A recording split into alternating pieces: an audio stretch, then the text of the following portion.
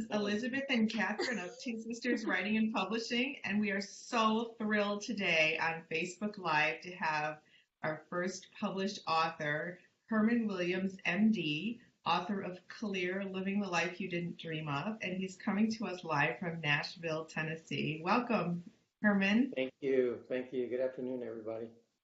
Thank you. So we want to jump right in and hear why you decided to write a book, Herman. So many people want to, but you have a very special story.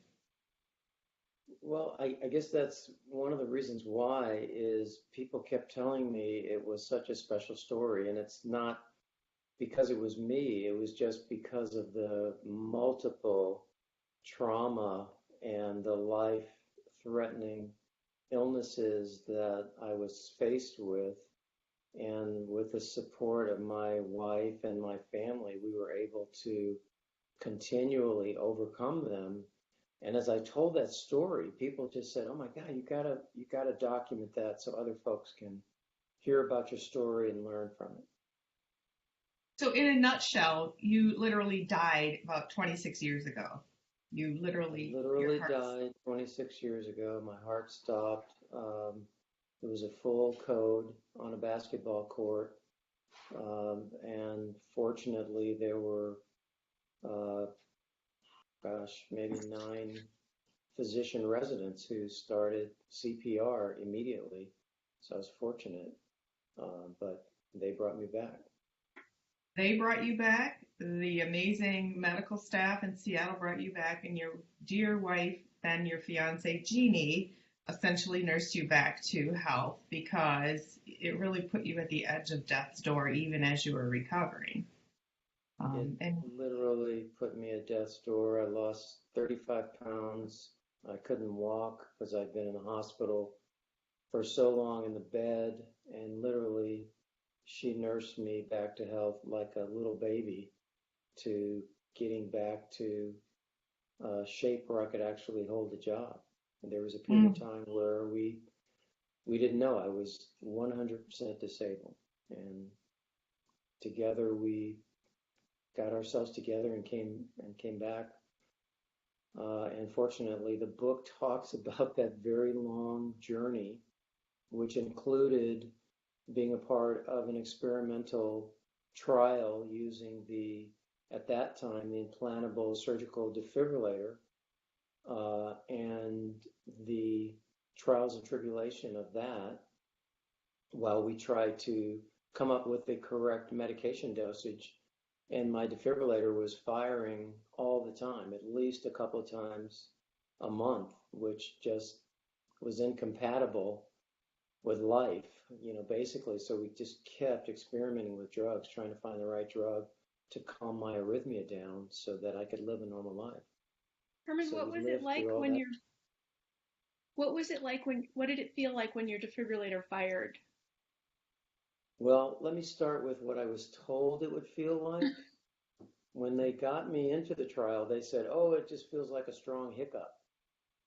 So I'm still looking for that doctor today to try and let him know. It feels like you're getting kicked by a horse. I mean, literally from the inside, it is just, it's hard to describe, but it is incredibly painful. And it strikes without warning. The only warning you might get is you might feel kind of a little thrill because your heart speeds up, and then boom, the shock. so, Herman, not only did you undergo extreme physical pain, but you had depression, PTSD. It was emotionally traumatic for you. And the message in your book is that over many years, you had to find peace with your situation and reinvent yourself.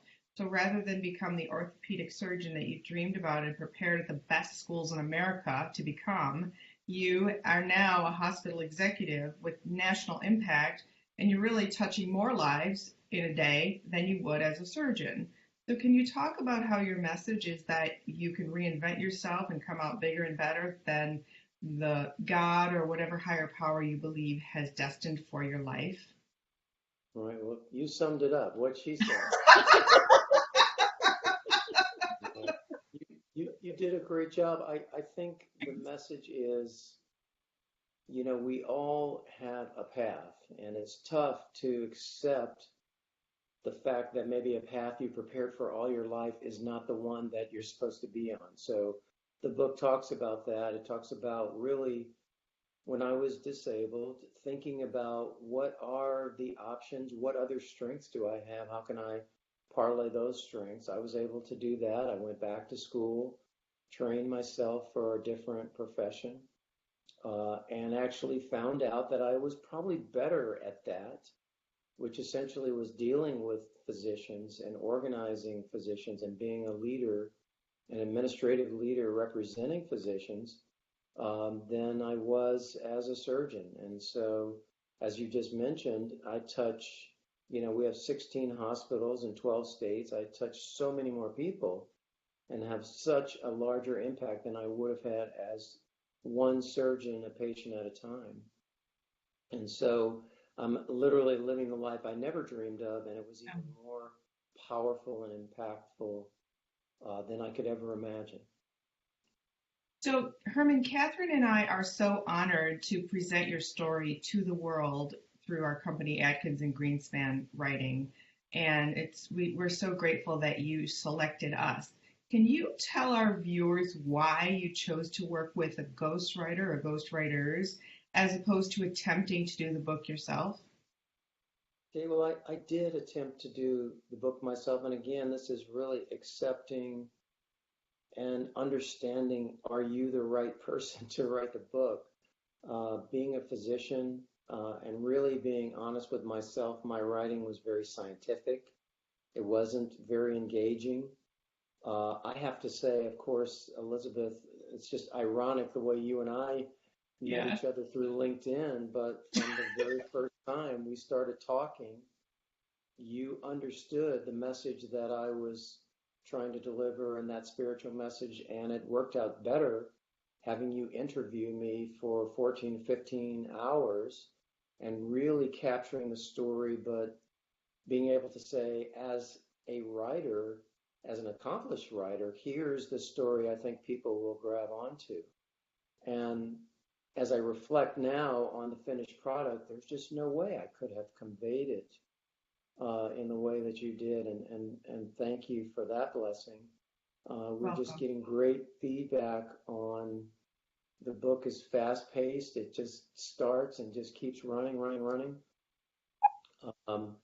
And one other thing that you added to it is this concept of us giving people actually a workbook at the end of the book so that they have stuff to work on. They can actually use their own situations and plug in the questions and actually develop really a plan for themselves if they're going through a serious life crisis or illness.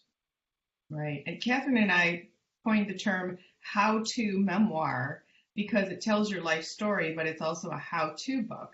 And there's a very important tool that you provide to your readers. Tell us about what is that tool? Well, I think there are really two main things that I'd like people to leave with after they've read the story. One is that I developed an understanding of what I think my life's mission is through surviving cardiac arrest and a stroke, is that my mission in life is to attempt to make sure that everyone I come in contact with is better off in some way, either how they feel about themselves, a smile, in some way after they interact with me and leave me. And I really work on that every day. The second message is, God, it is so pertinent today with what we're experiencing with all the divisiveness and all the fear in our society today, is that really kindness is a basis for leveling the playing field between all of us with different experiences and different beliefs in how we should be running the society. But treating each other with kindness, I think, brings us together. And so I actually developed a kindness scale that is starts out with a level 1, which is just a very basic smile, all the way up through doing actions, all the way up to the most complex level of kindness you can display, which I've experienced, is someone giving you CPR and putting yourself at risk. And I have one other friend who I know personally who actually donated her kidney to her daughter, and another woman my wife told me about, who is a friend of hers in her Bible study, who donated an organ to someone she did not even know. So you can imagine these acts of kindness just totally turn the conversation into one of respect. Then we can begin to talk about what are our politics, what are our beliefs, and how we want to run the society. But if we don't have respect for each other and kindness, we can't even get to the table. Beautifully said. Beautifully said. Catherine, you've discovered some things about Herman's book that are special. What would you like to share? I believe that the greatest gift is the kindness scale because it is so basic. I can't see how anyone would read about the kindness scale and not want to at least commit to doing one level one act of kindness every day. And I think, go ahead. Well, it has a boomerang effect because when you do something nice for someone, even if it's holding the door for a stranger and you see the smile on their face, it makes you feel chills of joy. Literally, I feel chills of joy thinking about those moments, which I have a lot of because I was already committed to doing kind things throughout the day. That's why Herman and I clicked so profoundly upon our first phone conversation. I was in Detroit, he was in Nashville. It's really remarkable. But once you commit to a purpose and a passion, people come into your life to help you achieve your goal. And this partnership that we have cultivated over several years now has really epitomized that because we brought our gift of writing and storytelling to the table. You brought your amazing story to the table. And together we present this incredible book that can be applied to anybody, not just who had an illness, but a divorce, financial ruin, job loss, you name it, anything. So Herman, thank you. We are extremely proud to publish your book. It's my blessing to have met you. And the irony is you and I think, worked together for a year before we even met each other in person. Right. The spiritual bond there. And so I appreciate that. I encourage everybody, write your story. And please reach out to Two Sisters Publishing to help you reach that goal. Thank you. So Herman, thank you for being with us today. There's obviously more to discuss, so we'll have you back on and we'll let everybody know when you'll be back on. But check in with us again next Friday, and Fridays throughout 2018 at 2:12 p.m. Eastern for 12 minutes. We're live author interviewers. Let's write your book now with Two Sisters Writing and Publishing. Thank you. Thank you. Thanks, Have a great day.